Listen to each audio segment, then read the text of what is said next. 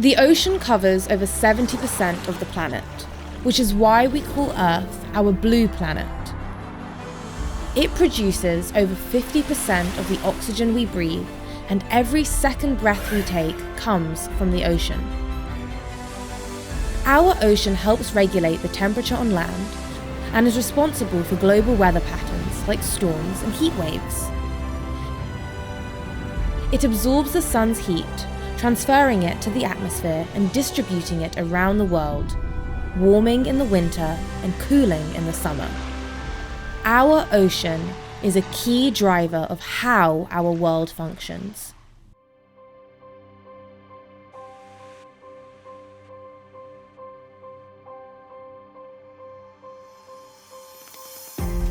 Containing roughly 97% of the world's water, our ocean supports all life on Earth. It is home to thousands of plants and organisms, and yet, scientists estimate that 91% of species are still to be discovered. From the oldest species in the entire world, that are billions of years old, to the largest living animal in the world, the blue whale, the ocean's biodiversity is astonishing. With only roughly 5% of the ocean explored until now, we are only just beginning to scratch the surface of the mystical world that exists below the surface of our deep blue sea. It's time to unlock more of the ocean's secrets. As humans, we depend on the ocean for a huge part of the oxygen, water, and food we need to survive.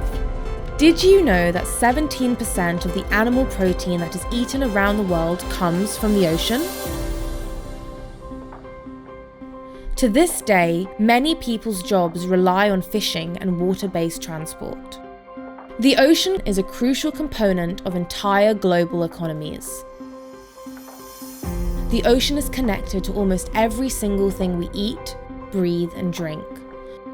We are deeply connected to this global water body, influencing our everyday lives in so many ways. The ocean is our primary life support system.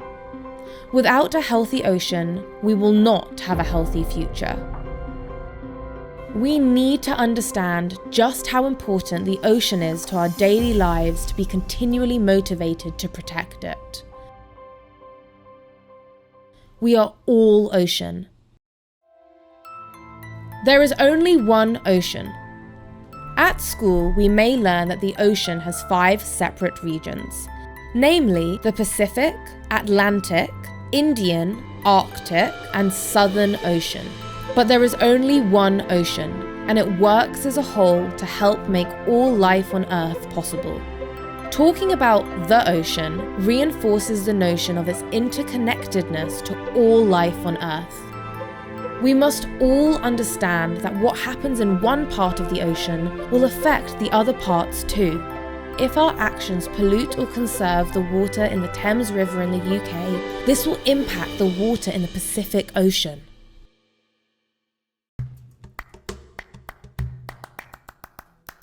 From the rain that falls to grow our vegetables, to the water from the tap when you brush your teeth, the world's water system is an interconnected cycle, and we are all part of it.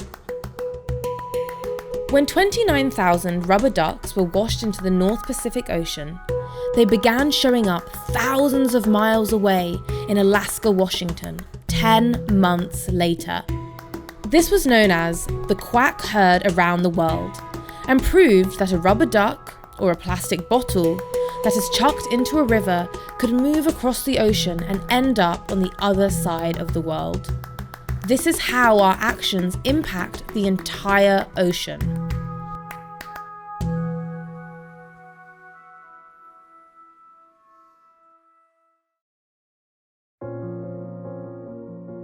The ocean is a flourishing ecosystem that can maintain itself.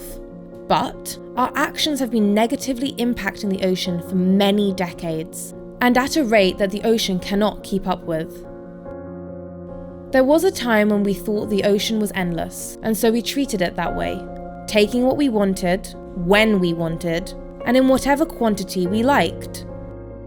It took us far too long to realise the many ways we threaten our ocean. The 4 broad ways human action threatens the ocean are climate change, pollution, coastal infrastructure development, and resource extraction.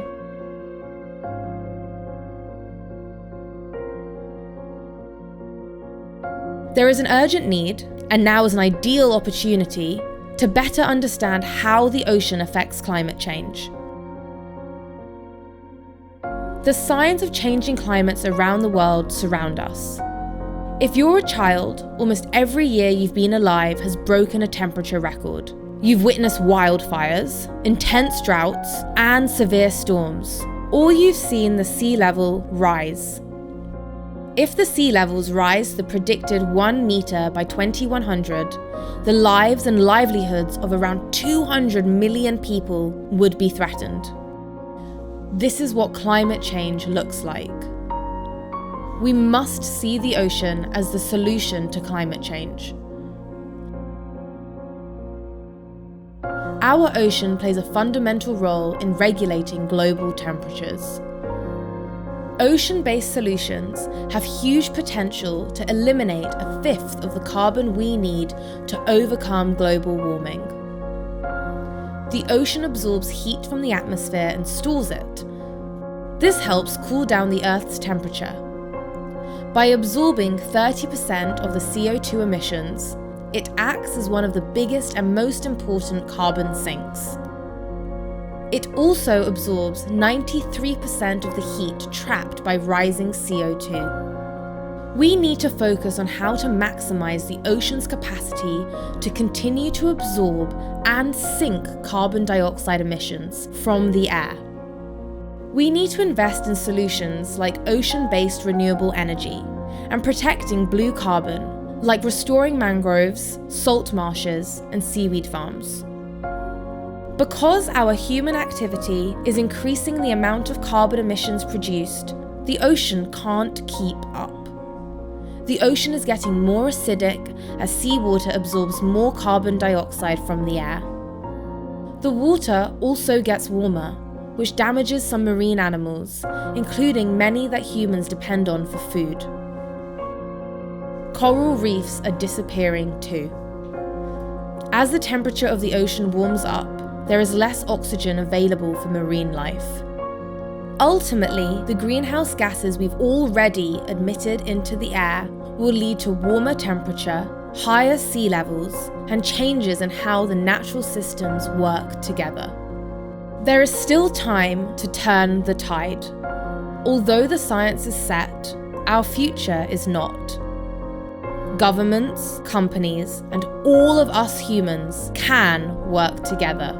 We can reduce our emissions over the next few years and avoid the worst effects of climate change.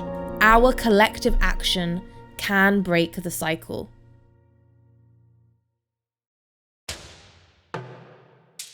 The world is awash in plastic, and our ocean is swimming in it too. It's in our cars, our clothes, we wrap it around the food we eat, and almost every product we consume. An estimated 1.5 trillion plastic bags are consumed around the world every year. Plastic is by far the most common and impacting pollutant in the ocean. 80% of plastic in the ocean comes from the land, mainly made up of single-use plastic items. Items we use once and then throw away. But this is the problem with plastic. There is no away. Plastic does not break down. It simply breaks up into smaller and smaller pieces, known as microplastics. These end up in the ocean and are absorbed by the very marine life that end up back in our food chain. 2.5 billion people live within 100 kilometers of the coast. They all live in a tiny portion of that space, 4% to be exact, making these coastal regions densely populated areas with increasing rates of population growth. As these cities develop close to waterways and become urbanized, it is even more important that we nurture a collective sense of respect and regard for the ocean. Hundreds of millions of people in sub-Saharan Africa, South Asia, and Latin America could be forced to move within their own countries to escape the impacts of climate change by 2050. Approximately 3 billion people rely on fish and other seafood as their primary source of protein. In some of the most overfished areas, it is projected that there will be 40% less fish. On top of that, the carbon emissions from fishing practices, like bottom trawling, is around 2% of global emissions. That is equivalent to the whole global aviation industry. We must recognise the limits of the ocean resources and limit what we take to allow the ocean to replenish and regenerate. Otherwise, we will reach a point of no return. We must care for our ocean now, if it is to care for us in the long term.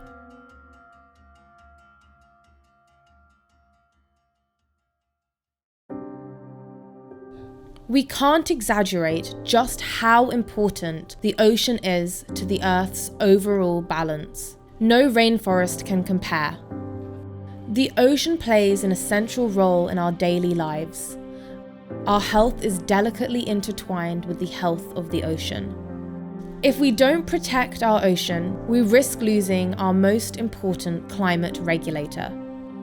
We risk losing a valuable source of food, and we risk losing biodiversity on an unimaginable scale. The challenges we face are not about science, they are about people. Our aim is to engage people around the world and increase how much we understand and to value our ocean.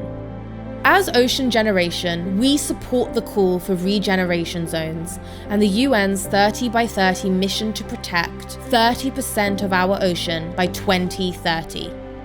We've witnessed how the ocean can heal itself during the pandemic. It's time to let the ocean do its thing and flourish once again. The ocean doesn't need us, we need it. Governments are stepping up to the challenge. Many are banning plastics on the quest to keep it out of our ocean. We need to improve ocean literacy through education, develop ecotourism, and educate other industries that impact the ocean's fragile ecosystems by empowering the ocean generation to take control. We need to take concrete and immediate action to save our ocean now. Every action, big or small, makes a difference. We don't need a handful of people doing all the work. We need everyone doing something, however big or small.